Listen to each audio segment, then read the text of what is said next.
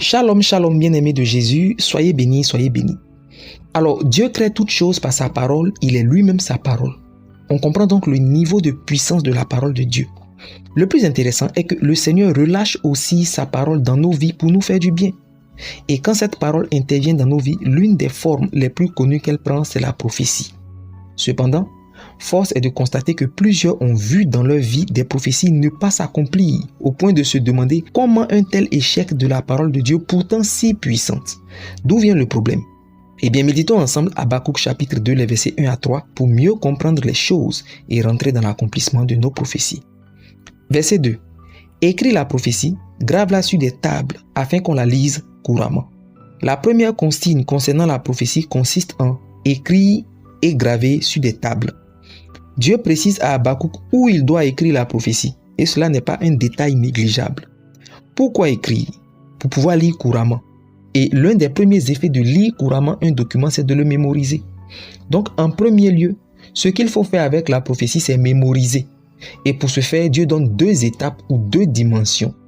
Écrire, mais pas n'importe où, ni n'importe comment.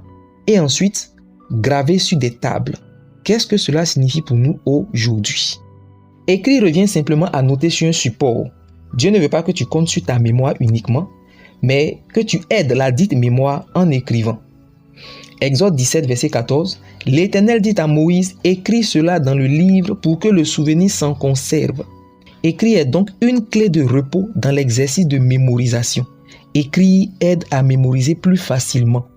Malheureusement, certains se plaignent d'oublier les messages, les méditations, etc. Mais ils négligent de s'acheter un cahier et écrire. L'une des premières sagesses que Dieu donne à son peuple pour garder le souvenir est d'écrire.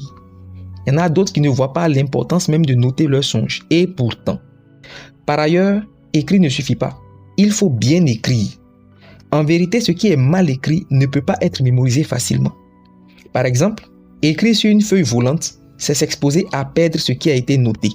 Écrire dans un cahier sale ou avec une écriture illisible, c'est s'exposer à ne pas avoir envie de lire couramment et donc à ne pas mémoriser la prophétie. Bref, tu l'auras compris, il faut bien écrire. Cependant, dans le cas d'Habakkuk, Dieu précise le support d'écriture, il dit sur des tables.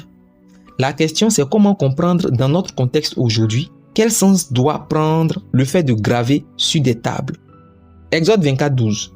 L'Éternel dit à Moïse, je te donnerai les tables de pierre, la loi et les ordonnances que j'ai écrites pour leur instruction. La première fois que Dieu écrit pour l'homme, il écrit sur des tables de pierre, non pas sur un autre support, et en plus, il écrit la loi. Dans Habakkuk, la prophétie est écrite aussi sur des tables, certainement de pierre, parce que les tables n'étaient généralement que de pierre à l'époque. C'est comme si la prophétie est mise au même niveau d'importance que la loi, gravée elle-même sur le même support. D'autre part, on sait combien la loi est infaillible. Et comme par coïncidence, il est dit de la prophétie au verset 3, elle ne mentira pas.